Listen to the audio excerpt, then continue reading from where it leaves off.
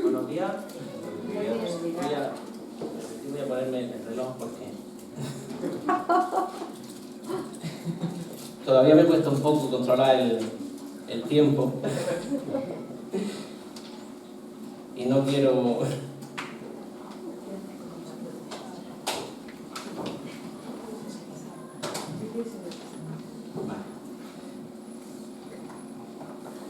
Bueno, si me lo propongo, luego en la hora y 20 minutos lo puedo... Pero bueno, no es la idea en esta mañana. En esta mañana vamos a continuar hablando sobre Hechos. Llegamos al capítulo 2. Y el propósito en esta... llegamos al capítulo 2, que vemos la venida del Espíritu Santo, ¿no? Y claro, es un hecho, un acontecimiento importante, ¿no? Muy importante. Y he dividido, ¿no?, en varias predicaciones todo lo relativo, ¿no?, a la venida del Espíritu Santo. Así que hoy vamos a estar viendo, nos vamos a centrar en lo que es el acontecimiento en sí, ¿no?, en el momento de la venida del Espíritu Santo, qué significa, qué representa. Y el objetivo, ¿no?, de estas series, dentro de la serie de Hechos, por así decirlo, pues es conocer un poco mejor la obra del Espíritu Santo en la Iglesia, asentarnos en las doctrinas correctas, en lo relativo al Espíritu Santo, y entender un poco mejor el plan redentor de Dios y qué lugar ocupan estos acontecimientos, ¿no?, en ese plan. Y por supuesto también pues dar gloria a Dios, ¿verdad? Gloria a Dios por cómo Él hace las cosas y por todo lo que veremos que precisamente en esto, ¿no?, en cómo Dios hace las cosas, cómo Dios es soberano sobre todo. Y si alguien tiene duda, ¿no?, de que Dios esté al control de la historia, pues espero que esas dudas se disipen, ¿no?, porque veremos que realmente ni el escritor más imaginativo creo que hubiera podido imaginarnos escribir una historia semejante, con cada detalle controlado desde el principio hasta el final. Bueno, recordamos, ¿no?, un poco lo que hemos visto hasta ahora. Estamos en el libro de Hechos, que como ya vimos, ¿no?, y también Robert también nos comenzó a compartir sobre Lucas, ¿no? Vemos que el autor, tanto de Hechos como del Evangelio de Lucas, es el mismo, es Lucas, que era un gentil, ¿no?, y que escribe para otro gentil, Teófilo. Y el propósito que tenía Lucas era narrar de forma ordenada los hechos que conformaron el ministerio terrenal de Jesús, que lo vemos en el Evangelio, y los primeros años de la Iglesia, que los vemos en Hechos. Y se trata de un texto principalmente histórico. Antes de su ascensión, como vimos ya en el capítulo 1 de Hechos, Jesús dio una misión a los discípulos, la de continuar su ministerio de proclamación del Evangelio y del reino de Dios. Y junto con esta misión, Jesús les dio el mandato de esperar la venida del Espíritu Santo. Vimos que los discípulos realmente necesitaban, ¿no?, el poder del Espíritu Santo para llevar a cabo esa misión. Y en el último sermón vimos que los discípulos efectivamente obedecieron, ¿no?, este mandato de esperar, pero no se limitaron a una espera pasiva, sino que fue una espera activa.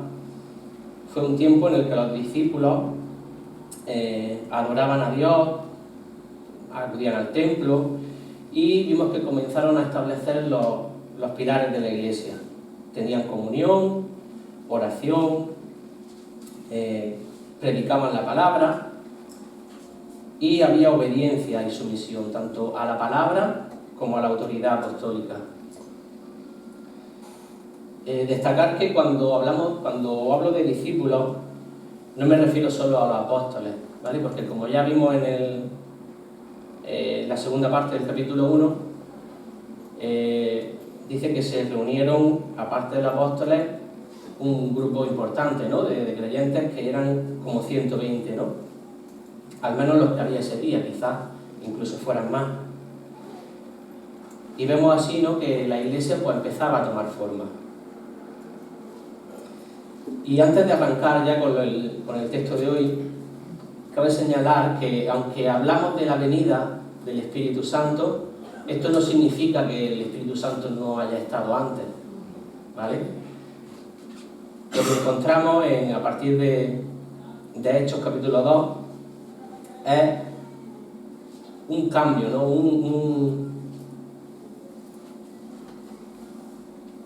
Una forma diferente, ¿no?, de relacionarse del Espíritu Santo con los creyentes. Lo que significa es, pues eso, es un momento en la historia en el que el Espíritu Santo actúa de una forma diferente, más poderosa y más completa, como veremos que lo hacía antes. Para que lo entendamos, es como el símil, como el paso del noviazgo al matrimonio, ¿no?, por así decirlo. Dos novios, antes de casarse, se conocen, tienen una cierta relación, pero llega el momento del matrimonio y a partir de ahí esa relación es mucho más profunda, el conocimiento es mucho más profundo, y eso es un poco lo que vamos a ver que sucede, ¿no? El texto para hoy sería Hechos 2, y vamos a ver del versículo 1 vamos a leer hasta la primera parte del 4, aunque principalmente vamos a ver del 1 al 3. Y dice así: cuando llegó el día de Pentecostés, estaban todos unánimes juntos, y de repente vino del cielo un estruendo como de un viento recio que soplaba, el cual llenó toda la casa donde estaban sentados, y se le aparecieron lenguas repartidas como de fuego, asentándose sobre cada uno de ellos, y fueron todos llenos del Espíritu Santo. El capítulo 2, de hecho, señala un momento decisivo en la historia del reino de Dios. El plan redentor entra en una nueva fase con la venida del Espíritu Santo y el nacimiento de la Iglesia. Muchos teólogos y eruditos coinciden en señalar que los acontecimientos de Hechos 2 como el nacimiento de la Iglesia. Y vamos a estar viendo tres preguntas, dos seguros vamos a ver, y la tercera, en función del tiempo, será un poco más larga, un poco más breve. Primeramente vamos a estar viendo el cuándo sucedió, el cómo sucedió, y en tercer lugar el para qué. Si la tercera pregunta, el para qué vino el Espíritu Santo, realmente sería una introducción, ¿no? Porque si recordáis, cuando comenzamos la serie, os dije que el libro de Hechos es conocido como Hechos de los Apóstoles, pero más bien un título más exacto sería Hechos del Espíritu Santo a través de los apóstoles. Entonces, si Dios quiere, en futuros sermones podemos seguir viendo Hechos, pues iremos viendo, ¿no?, toda esta obra del Espíritu Santo más detenidamente. Bueno, pues la primera pregunta que nos hacemos, y lo primero que encontramos en el texto, es el cuándo, ¿no? ¿Cuándo vino el Espíritu Santo? El cuándo, es decir, el momento, ¿no?, en el que sucede un acontecimiento, a menudo no tiene mucha importancia, ¿no? Hay veces que no cambia el que una cosa suceda antes o después, pero en otras ocasiones sí que tiene mucha importancia. O bien porque pueda alterar el resultado, que no es el caso, ¿no? Pero vamos a ver que sí es cierto que el cuándo sucedió nos da una idea de la importancia, ¿no?, de lo que está sucediendo. vamos a ver que Dios eligió este momento por un motivo. Lo primero que encontramos en el texto es que dice que cuando llegó el día de Pentecostés estaban todos unánimes juntos. La venida del Espíritu Santo encontró a los creyentes todos unánimes juntos.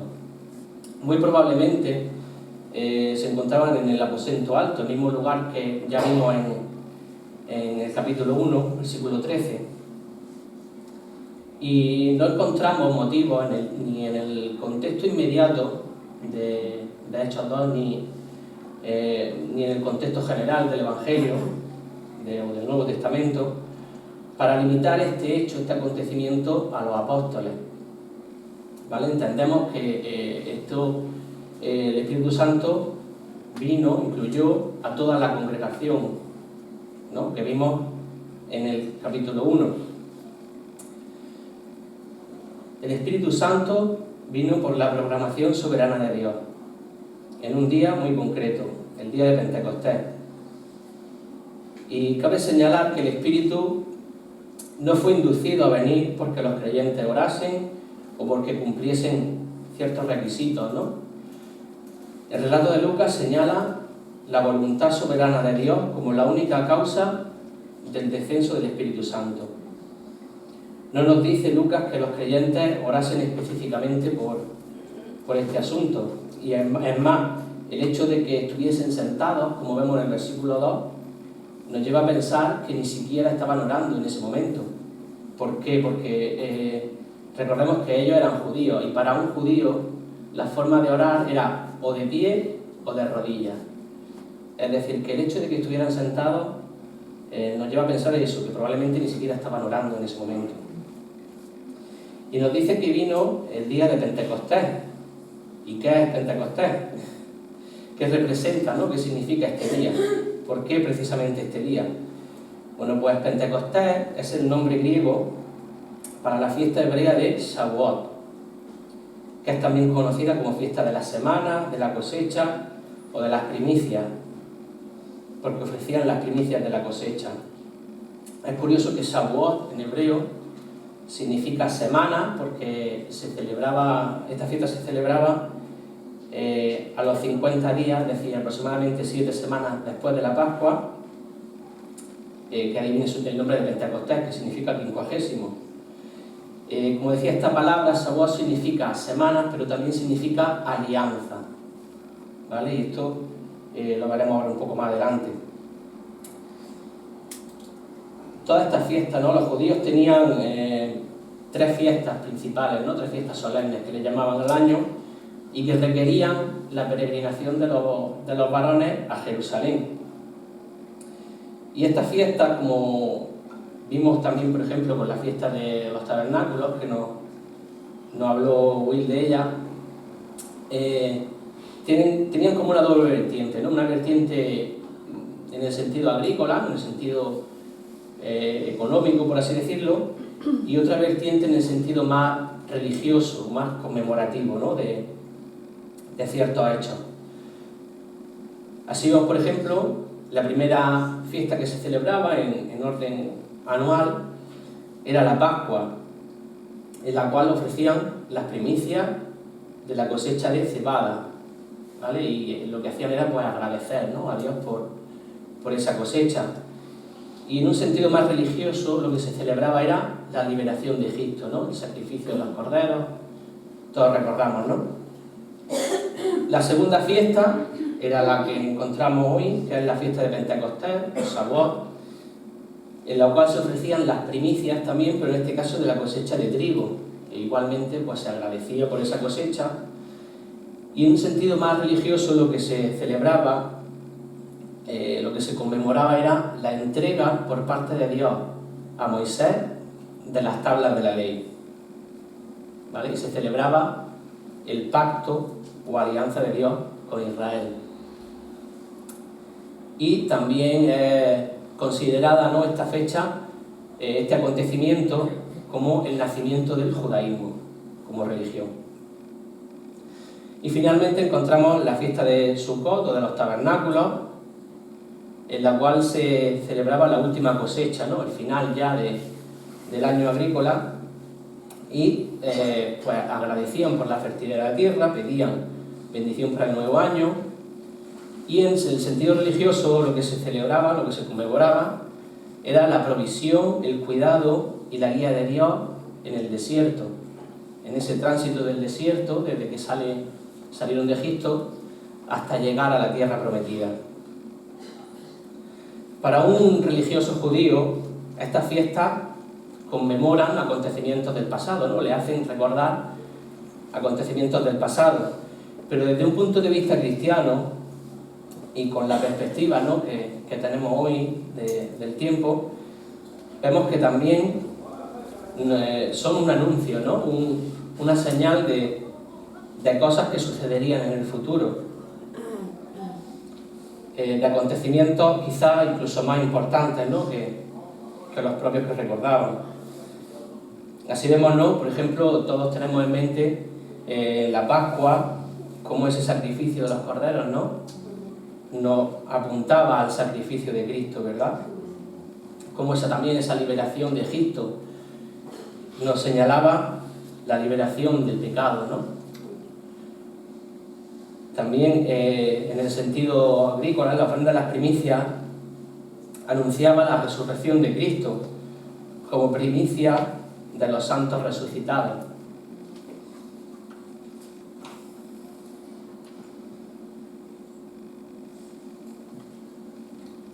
La fiesta de los tabernáculos, por ejemplo, es muy interesante porque si después veremos Pentecostés, ¿no?, lo voy a dejar para el final, pero si la Pascua y Pentecostés nos estaban señalando, nos estaban apuntando a hechos ya sucedidos que para nosotros son pasados, la fiesta de los tabernáculos nos señala no acontecimientos pasados, sino precisamente el presente. ¿Por qué? Porque si recordáis, lo que se estaban celebrando era la travesía del desierto, ¿no?, como ese periodo de transición, ¿no?, entre la salida de Egipto, la liberación, y la entrada en la tierra prometida, ¿no? Entonces señala ese sentido de temporalidad y vemos también, ¿no?, como este hecho nos señala el periodo de transición, ¿no?, en el que podemos decir que vivimos hoy. Estamos entre la primera y la segunda venida de Cristo y estamos en ese estado de temporalidad, ¿no?, como vemos, por ejemplo, en 2 de Corintios 5. También, ¿no?, hemos dicho que celebraba la provisión, el cuidado y la guía de Dios en el desierto hasta llegar a la tierra prometida. Y también hoy, ¿no?, pues gozamos en cierta medida de esa provisión y de ese cuidado de Dios para con la Iglesia, ¿verdad?, hasta que Cristo vuelva y esas cosas, ¿no?, que esas bendiciones que hoy gozamos de parte de Dios adquieran una nueva dimensión, ¿verdad? Igual que el pueblo en el desierto tenía el maná, tenía provisión de Dios, pero esa provisión, al llegar a la tierra prometida, recordamos que era una tierra que fluía leche y miel. Es decir, esa provisión adquirió una dimensión enorme, por así decirlo. También vemos en este periodo, por así decirlo, el nacimiento, ¿no?, de Israel como nación, en el sentido de que cuando Israel llegó a Egipto era una familia, por así decirlo, ¿no?, una familia grande, con siervos, pero al fin y al cabo una familia. En cambio, lo que salió de Egipto ya era un gran pueblo. Y en este periodo es cuando comienzan a recibir leyes, comienzan a estructurarse, pero aún les falta algo para realmente poder decir que es una nación, y es que les faltaba precisamente una tierra, ¿no?, donde estar. Y así podemos ver también un poco cómo sería el nacimiento de la Iglesia, ¿no? Estamos aquí, pero como muchas veces decimos, estamos como extranjeros, ¿no?, en esta tierra, ¿verdad? hasta que Cristo vuelva y entremos, ¿no?, en esa presencia y en esa gloria de Dios. Y también vemos, ¿no?, cómo se celebraba el final de la cosecha, y esto nos señala, ¿no?, esta etapa final de la redención, ¿verdad? Ya Cristo cumplió con su sacrificio, ¿no? Consiguió 100% esa redención, pero los beneficios, aunque ya, como hemos dicho, que ya gozamos hoy, ¿no?, de parte de esos beneficios, en su segunda venida, ¿no?, cuando Él vuelva, los gozaremos plenamente. Y llegamos a la fiesta de Pentecostés. En realidad la fiesta de Pentecostés estaría entre las dos, pero vemos que en la fiesta de Pentecostés lo que se celebra es la entrega de la ley al pueblo, ¿no?, la entrega de la ley por parte de Dios a Moisés. Y esta ley, ¿no?, como decimos muchas veces, como Pablo nos recuerda muchas veces, lo hizo en el curso de evangelismo, esta ley lo que hace es señalarnos el pecado, ¿verdad? Señalarnos nuestro pecado. Y en el nuevo Pentecostés vemos que recibimos, ¿no?, Dios nos entrega su Espíritu, el Espíritu Santo, que nos redarguye de pecado, ¿verdad?, y nos da el arrepentimiento. También hemos visto que, hemos dicho antes, que en Pentecostés celebran ese pacto, ¿no?, esa alianza de Dios con su pueblo, lo que conocemos como el antiguo pacto, ¿verdad?, que era un pacto en base a los méritos del pueblo. Si el pueblo obedecía, recibía bendición de Dios; si el pueblo desobedecía, Dios se apartaba, ¿verdad? En cambio, en el nuevo Pentecostés vemos la llegada de un nuevo pacto. Dios hace un nuevo pacto en base no a los méritos de su pueblo, sino en base a los méritos de Cristo. Ya no depende de nosotros, no depende de nuestra obediencia, sino de la obediencia de Cristo, que fue perfecta. Y si el día, ¿no?, en el que Moisés recibió las tablas de Dios es considerado como el nacimiento del judaísmo, también vemos, ¿no?, como generalmente, por la mayoría de los teólogos, este día de la venida del Espíritu Santo es considerado como el nacimiento, ¿no?, del cristianismo, de la Iglesia cristiana. También, ¿no?, en el día de Pentecostés vemos la ofrenda de las primicias, y vemos también, ¿no?, en la venida del Espíritu Santo como primicia de la presencia de Dios en el cielo, ¿no?, de esa presencia que gozaremos de forma plena. Y también algunos señalan los 3.000, ¿no?, que se añadieron aquel día a la Iglesia. Eso lo veremos en otro sermón, si Dios quiere, como primicia, ¿no?, de todos los creyentes que a lo largo de la historia serían añadidos. Así que vemos que en el cuándo, ¿no?, en cuándo sucedió esto, nos revela algo muy importante, revela que algo muy importante está sucediendo. Y todas estas señales nos muestran que hay un antes y un después de este día, ¿verdad? Y nos muestran también que, como decíamos, que Dios está al control de todo. No es por casualidad que sucedieron las cosas, que sucediera el día de Pentecostés, sino que realmente Dios tenía un plan, ¿no?, desde el principio hasta el final, hasta nuestros días. Bien, vamos a ver el cómo sucedió todo esto.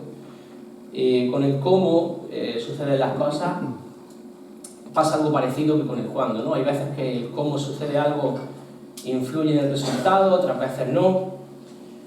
Pero sí es cierto que muchas veces nos habla de la importancia, ¿no?, del hecho. Pensemos, por ejemplo, en un viajero, ¿no? Cuando alguien viaja a otro país, pues no sé, pues coge su avión, llega al aeropuerto, quizás tenga que sellar el pasaporte, pasar algún control y ya está, ¿no? No hay mayor trámite. Pero pensemos qué sucede si ese viajero fuese, por ejemplo, un jefe de Estado, ¿no? Pues probablemente lo que sería es que el jefe de Estado del país que recibe, pues acude, ¿no?, a recibirlo al aeropuerto, se organizan actos, se ponen más medidas de seguridad, todo adquiere otra dimensión, ¿verdad? Entonces, todos esos acontecimientos que suceden nos señalan, ¿no?, la importancia de esa persona, ¿no?, que ha llegado. Pues en este caso pasa un poco lo mismo, ¿no? No es que cómo suceden las cosas vaya a variar el resultado, ¿no? Porque al final pues Dios hace las cosas y es omnipotente, ¿no? Él hace lo que tenga que hacer de la forma que sea. Pero sí es cierto que el cómo lo hizo, el cómo sucedió todo, pues nos señala, ¿no?, la importancia y podemos aprender de ello. Vemos a partir del versículo 2, versículos 2 y 3, que dice: y de repente vino del cielo un estruendo, como de un viento recio que soplaba, el cual llenó toda la casa donde estaban sentados, y se le aparecieron lenguas repartidas como de fuego, asentándose sobre cada uno de ellos.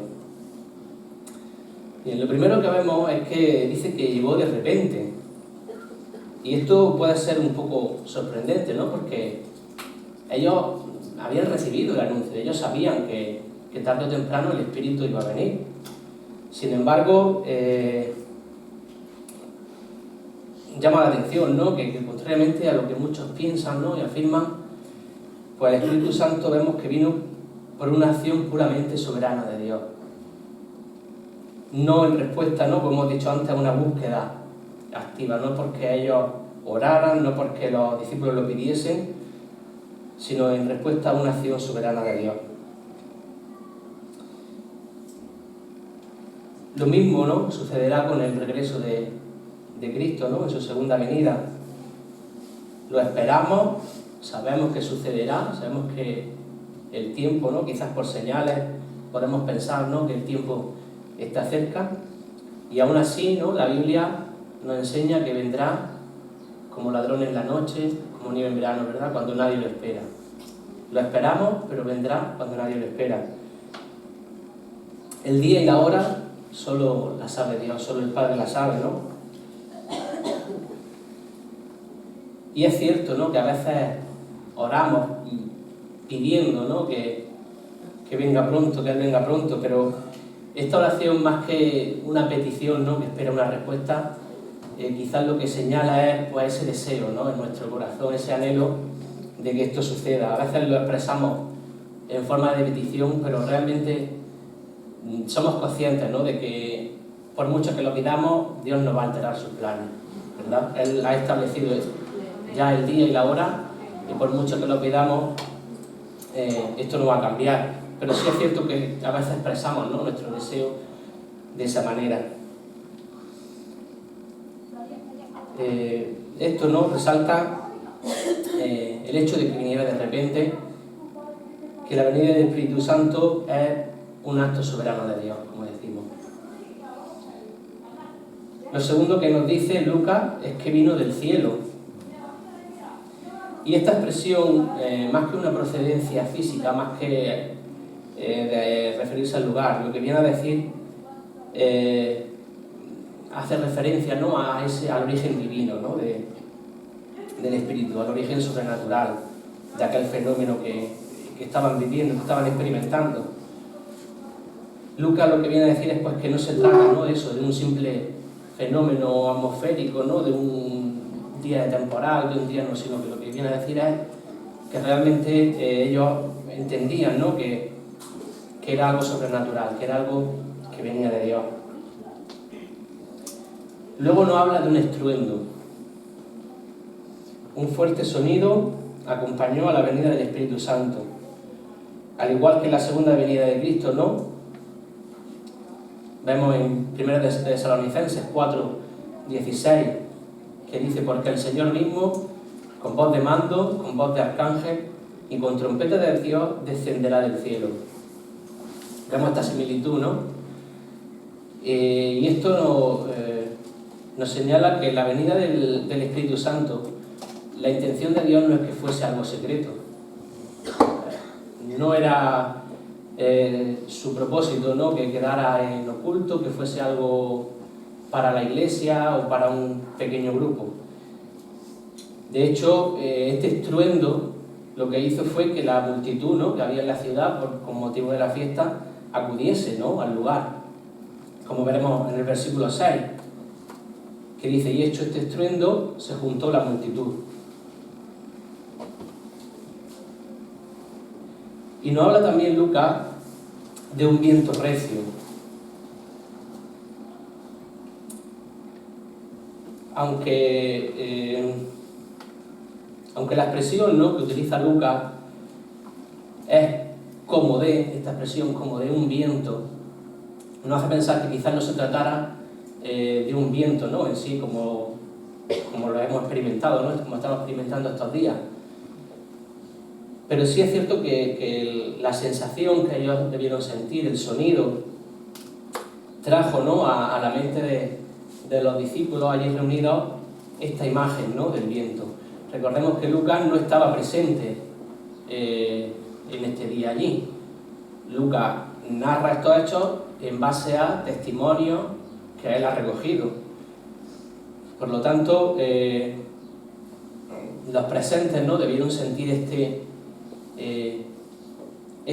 esto que sintieron, pues lo expresaron de esa forma, ¿no?, de viento. Fue lo que ellos recibieron en su mente, ¿no?, lo que ellos vieron, por así decirlo.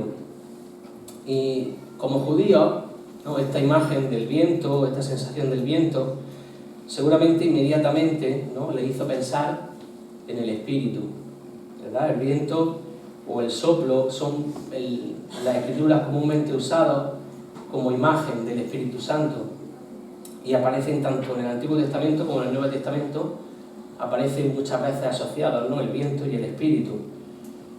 Por ejemplo, por ver un ejemplo del Antiguo Testamento, ¿no?, en Ezequiel 37:9 dice: y me dijo, profetiza al Espíritu, profetiza, hijo de hombre, y di al Espíritu. Así ha dicho Jehová el Señor: Espíritu, ven de los cuatro vientos y sopla sobre estos muertos y vivirán. ¿No? Vemos cómo se asocia, ¿no?, el Espíritu que viene del viento. También en el Nuevo Testamento, por ejemplo en Juan 3, versículo 8, Jesús mismo dice: el viento sopla de donde quiere y oye su sonido, mas ni sabe de dónde viene ni a dónde va. Así es todo aquel que es nacido del Espíritu. ¿No? Vemos esta comparación también, ¿no?, del Espíritu con el viento, en este sentido, ¿no?, de que no lo vemos, pero sí podemos sentir su poder, podemos sentir su presencia.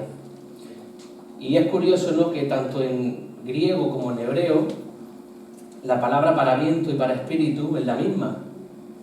En hebreo, ruach, y en griego, pneuma. Las dos palabras significan viento, hálito, respiración y espíritu. Con esta señal de este viento, ¿no?, por así decirlo, fuerte y repentino, que como hemos visto venía del cielo, Dios le estaba anunciando que esto que estaban viviendo era precisamente esa venida, ¿no?, del Espíritu Santo.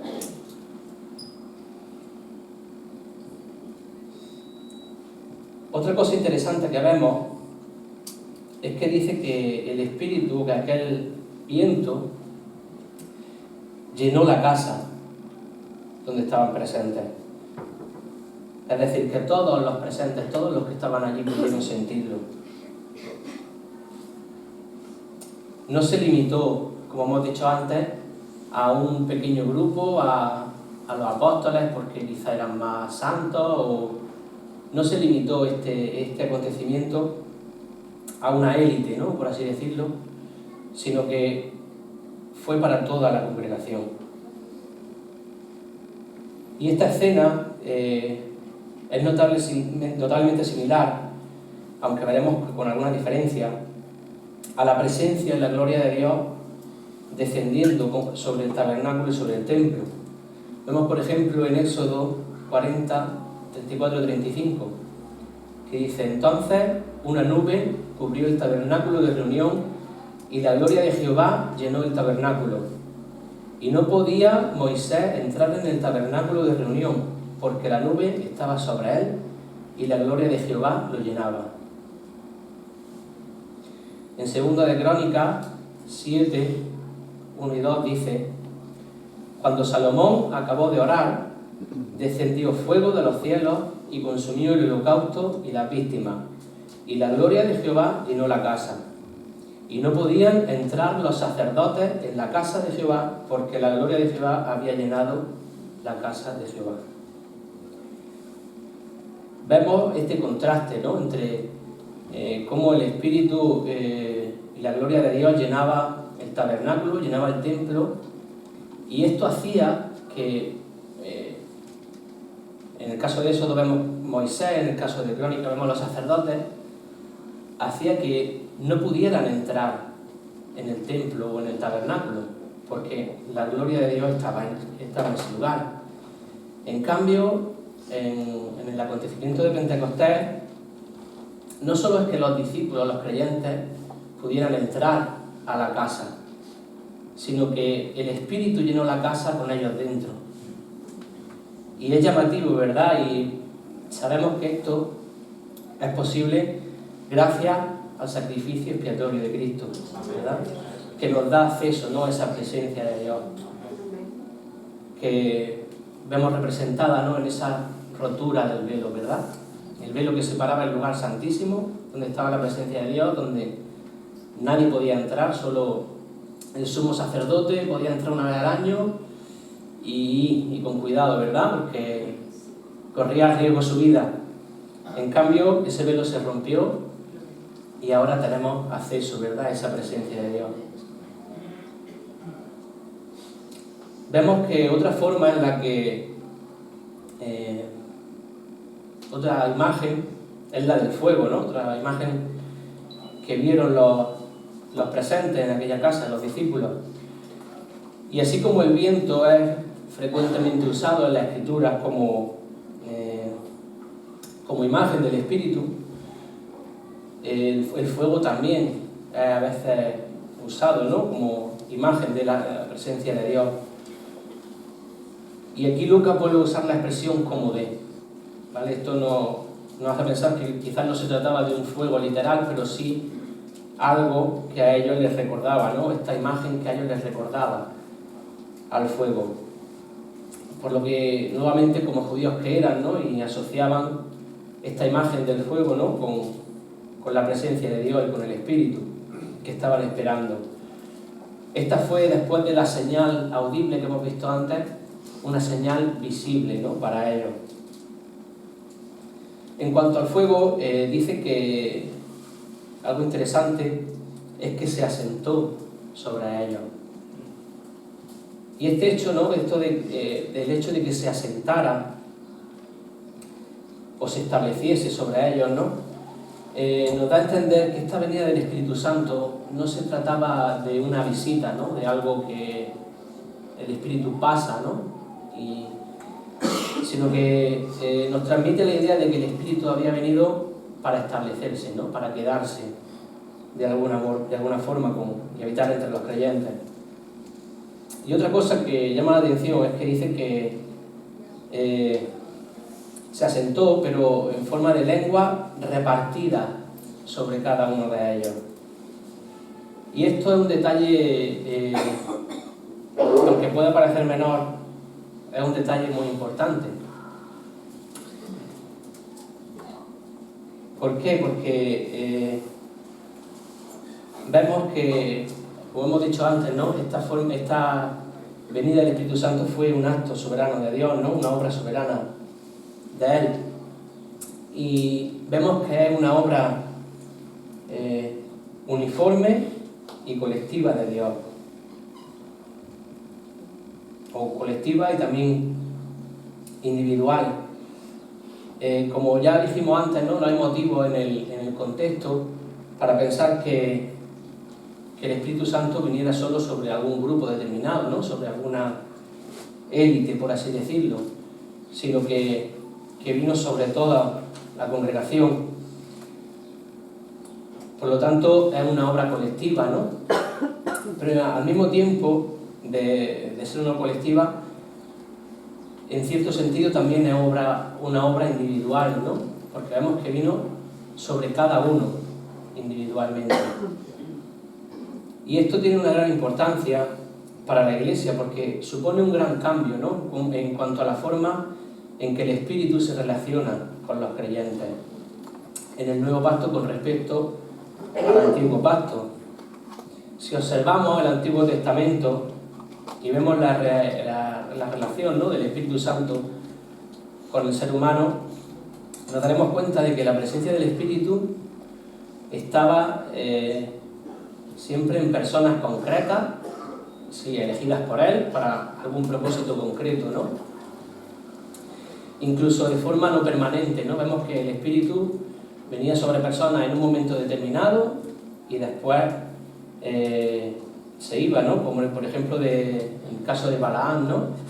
Vemos como incluso un falso profeta, un hijo de perdición, ¿no? Pues en un momento determinado Dios quiso usarlo y por su espíritu él profetizó y después pues siguió con su vida de perdición. Podemos verlo también, ¿no? En ejemplos como líderes, ¿no? Como Moisés, como Josué, en algunos reyes como David, en los jueces, en los profetas, vemos la presencia del Espíritu. Pero esta presencia del Espíritu no era generalizada para todo el pueblo. En el Antiguo Testamento sí que vemos, ¿no? esa distinción en cuanto a, podríamos decir, una élite, ¿no? de elegidos y el resto del pueblo. Pero aquí vemos que las lenguas de fuego fueron repartidas sobre todos. Y si recordamos, ¿no? Como hemos dicho antes, esa comparación, ¿no? entre la fiesta de los tabernáculos, como ya nos dijo el pastor, ¿no? Hace una semana, ya nos estuvo hablando, ¿no? de esta fiesta que vimos en Juan capítulo 7. Vamos a hacer un pequeño examen. Si recordáis, hemos dicho que esta fiesta lo que recordaba era ese cuidado, ¿no? y esa provisión de Dios, esa guía de Dios al pueblo en el desierto. Y alguien recuerda, ¿no? qué elementos se usaban para agua y fuego, ¿no? ¿Y cómo usaban el fuego? Con las lámparas, ¿no? Puesto en alto. ¿Por qué? ¿Qué recordaba este fuego? La columna de fuego que había sobre el pueblo, ¿veis? Pues aquí vemos, ¿no? Como ellos recordaban, ¿no? Una columna de fuego sobre todo el pueblo, ¿verdad?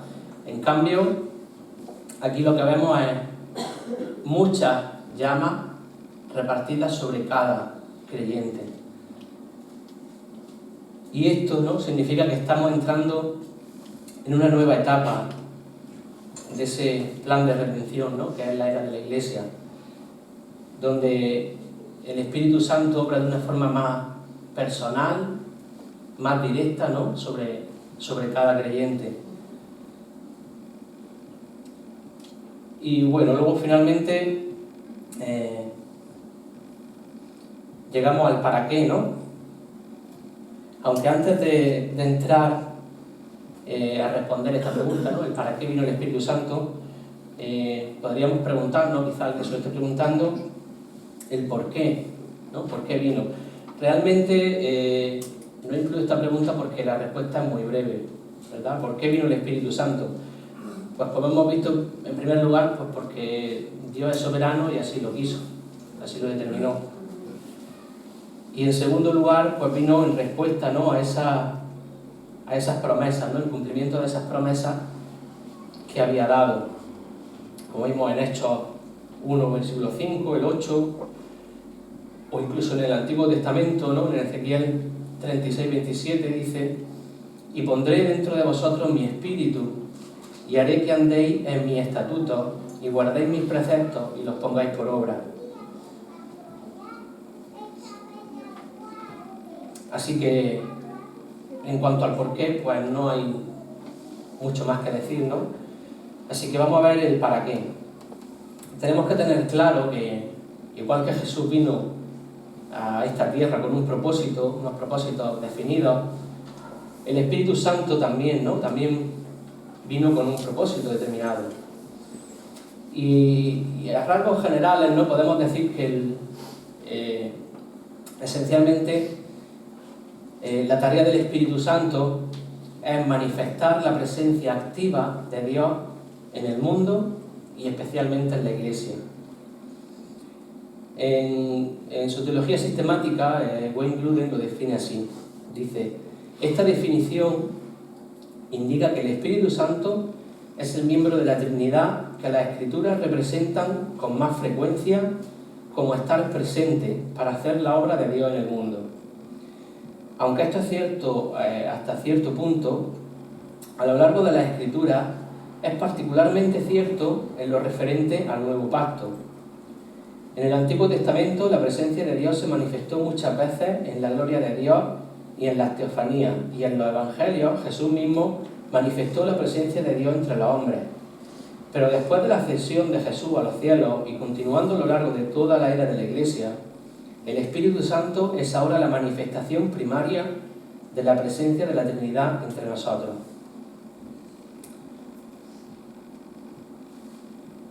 Pablo apropiadamente se refiere al Espíritu Santo como las primicias, ¿no? Volvemos en Romanos 8:23, o la arra, de las que habla en 2 de Corintios, capítulo 1, también en el 5, como las primicias o la arra de la plena manifestación de la presencia de Dios que nosotros conoceremos en el nuevo cielo y la nueva tierra. Ya en el Antiguo Testamento, como hemos visto, se predijo, ¿no?, que la presencia del Espíritu Santo traería bendiciones abundantes de parte de Dios. Isaías 32, del 14 al 18, dice: porque los palacios quedarán desiertos, la multitud de la ciudad cesará, los terrores y las torres y fortalezas se volverán cuevas para siempre, donde descansen asnos monteses y ganados hagan majada, hasta que sobre nosotros sea derramado el Espíritu de lo alto, y el desierto se convierta en campo fértil, y el campo fértil sea estimado por bosque. Y habitará el juicio en el desierto, y en el campo fértil morará la justicia. Y el efecto de la justicia será paz, y la labor de la justicia reposo y seguridad para siempre. Y mi pueblo habitará en morada de paz, en habitaciones seguras y en recreos de reposo. También en Isaías, capítulo 44, del 3 al 4, dice: porque yo derramaré agua sobre el sequedal, y ríos sobre la tierra árida. Mi espíritu derramaré sobre tu generación, y mi bendición sobre tu renuevo. Y brotarán entre hierba como sauces junto a las riberas de las aguas.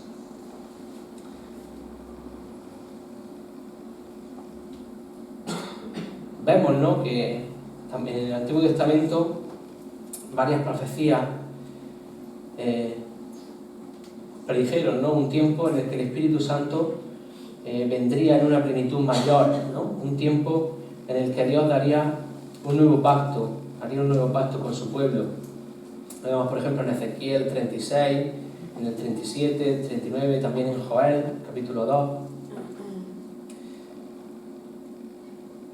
Esto sería, ¿no?, por decirlo a grandes rasgos, la obra general, ¿no?, del Espíritu Santo. Pero ¿en qué formas específicas, ¿no?, el Espíritu Santo nos trae esas bendiciones? Podemos distinguir 4 aspectos de la obra del Espíritu Santo que nos dan evidencia de la presencia de la obra de Dios. Y los vamos a nombrar un poco más rápido, ¿no?, como dije al principio, aunque iremos viendo, ¿no?, a lo largo de, pues si Dios quiere, en futuras predicaciones, cómo se van aplicando estas esta obra y cómo se va desarrollando. Pero podemos decir que esos aspectos son que el Espíritu Santo nos habilita, nos purifica, nos revela con V, ¿vale? De revelar, no revela con B de rebelión, ¿no? De ponerse en contra, ¿no? Nos revela en el sentido de que nos muestra cosas, ¿no? Nos ilumina, como veremos. Y un cuarto aspecto sería que el Espíritu Santo unifica. Debemos entender, ¿no?, que hay una parte de la obra del Espíritu que depende 100% de su soberanía, ¿vale? Eso tenemos que tenerlo claro, pero también, ¿no?, tenemos que entender que hay otra parte que se desarrolla en mayor o menor medida en función de nuestra fe y obediencia, o de nuestra incredulidad y desobediencia, ¿no? Reflejando así el nivel de agrado de Dios con nuestra vida. Y esto no significa que esa parte no sea una obra soberana de Dios, sino que Dios en su soberanía ha establecido esta forma, ¿no?, de mostrarnos si vamos por el camino correcto, si estamos andando en sus caminos, o si nos estamos desviando o no estamos andando, ¿no?, como a Él le agrada.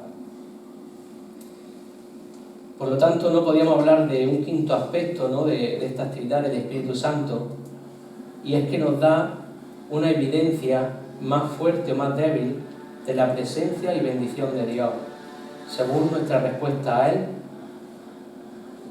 Y este quinto aspecto, en cierta medida, ¿no?, como he dicho, pues vendría a ser un poco transversal, ¿no?, a los otros aspectos. Hay aspectos que sí se desarrollan 100% por Él, por su soberanía, pero hay otros que se desarrollan en mayor o menor medida en función de nuestra obediencia, de nuestra fe.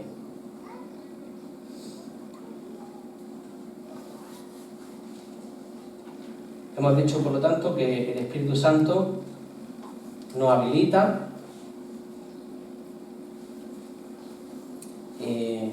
más adelante, ¿no?, lo veremos con más detenimiento, ¿no?, como el Espíritu Santo en este sentido da vida, nos da poder para servir,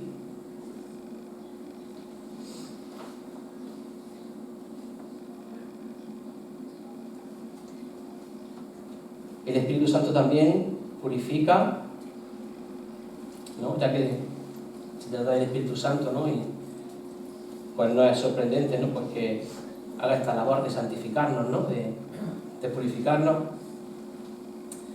También, ¿no?, como hemos dicho, el Espíritu Santo nos revela de muchas formas. En el Antiguo Testamento dio revelación a través de los profetas, luego a través de los apóstoles. Nos da evidencia de la presencia de Dios, ¿no?, nos guía, dirige al pueblo. También provee, ¿no?, una atmósfera piadosa cuando manifiesta su presencia, nos da seguridad, nos enseña, ilumina, ¿no?, a través de la palabra. Y también vemos que el Espíritu unifica, ¿no? El Espíritu nos unifica en varios sentidos. Nos unifica en un sentido práctico, ¿no?, porque como veremos, pues la Iglesia compartía, ¿no?, compartía la comida, compartía muchas cosas en un sentido práctico y material, también en un sentido espiritual, ¿no?, nos unifica, haciéndonos a todos iguales, ¿no? Ya no hay judío ni griego, ya no hay, sino que el Espíritu trabaja igual, ¿no?, obra de igual forma, tanto en judíos, gentiles, hombres, mujeres, mayores, niños.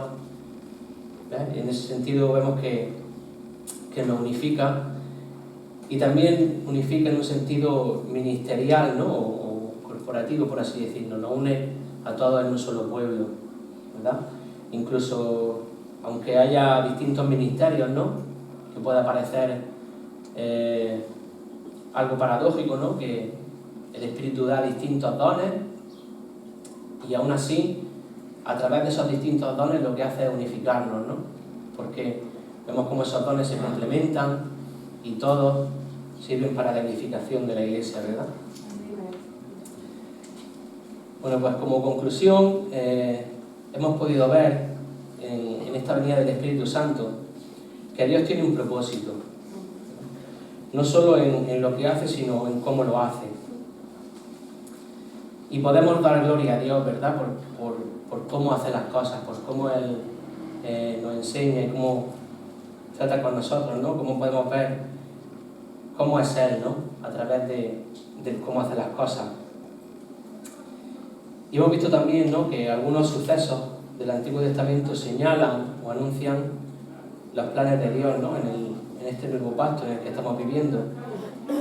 Y nos ayuda, ¿no?, a entender un poco mejor tanto los unos como los otros, ¿no?, tanto lo que sucedió en el Antiguo Testamento como lo que sucedió, ¿no?, en el Nuevo Testamento, por así decirlo, y lo que está sucediendo, ¿no?, hoy en día, como hemos dicho, como esa fiesta de los tabernáculos, ¿no?, nos señala un poco el tiempo en el que estamos viviendo. Vendría a ser algo así como un espejo, ¿no? Yo, por ejemplo, puedo mirarme y puedo ver ciertas partes de mí, pero si me miro en el espejo, veré, por ejemplo, mis ojos, veré mis orejas, que de otra forma no podría verlas, ¿no? Pues vendría a ser algo parecido, ¿no? Cuando miramos los acontecimientos, ¿no?, del Antiguo Testamento reflejados, ¿no?, a la luz del Nuevo Testamento y viceversa, pues podemos alcanzar una mayor profundidad, ¿no? Podemos ver detalles que a simple vista quizás se nos escapan. También hemos comenzado, ¿no?, a ver alguna un poco así más superficial, la obra del Espíritu Santo, que como he dicho, pues ya iremos desarrollando, ¿no?, porque el libro de Hechos, al fin y al cabo, es eso, ¿no?, es la obra del Espíritu Santo en estos primeros años de la Iglesia, y poco a poco iremos viendo, ¿no?, cómo se desarrolla esta actividad del Espíritu Santo. Y a modo de aplicación, pues principalmente podemos dar gloria a Dios, ¿no?, y agradecerle primeramente por llamarnos, ¿no?, a ser parte de su pueblo. También por permitirnos, ¿no?, ser partícipes de esta obra, ¿no?, de esta etapa de la Iglesia y de gozar, ¿no?, del Espíritu Santo. Y también precisamente pues por eso, por la obra del Espíritu Santo en nosotros. Y también, como comenté al principio, es importante que nos afiancemos, ¿no?, en las doctrinas correctas en cuanto al Espíritu Santo, ¿no?, para poder caminar correctamente, ¿no?, delante de Dios. Y para esto es imprescindible que abundemos, ¿no?, en los medios de la gracia. Como decimos siempre, la oración, el estudio de la palabra, la comunión, son las formas, ¿no?, en las que el Espíritu Santo obra en nuestras vidas. Amén. Amén. Vamos a terminar con una oración. Sí, Señor, te alabamos, Señor, te bendecimos y glorificamos tu nombre, Señor. Gracias, Señor, por tu palabra, gracias por cómo nos hablas, Señor, a través de ella, por cómo podemos verte a través de ella, podemos ver tu obra, podemos ver cómo eres, Señor, cómo haces las cosas y conocerte mejor, Señor. Y de ese modo, Señor, te pedimos que todo esto, Señor, tú nos ayudes a aplicarnos a nuestras vidas, Señor. Que ese conocimiento más profundo de ti resulte en una mayor obediencia, Señor, en un mayor agradecimiento a ti. Gracias, Señor, por habernos hecho parte de tu pueblo. Gracias por habernos llamado, Señor, a esta familia, Señor, que es la Iglesia. Y te damos gracias, Señor, por el don de tu Espíritu Santo, Señor. Gracias, Señor, porque por nuestras propias fuerzas, Señor, por nuestra propia voluntad no podríamos, Señor, andar en tus caminos, no podríamos, Señor, hacer nada. Es por tu Espíritu obrando en nosotros, Señor, que hoy podemos estar aquí, Señor, podemos alabarte, podemos buscar tu presencia, podemos desear tu palabra y podemos, Señor, desear obedecerte. Gracias por todo, Señor. Sigue obrando en nuestra vida a través de tu Espíritu. Gracias por todo, Señor, en tu nombre. Amén.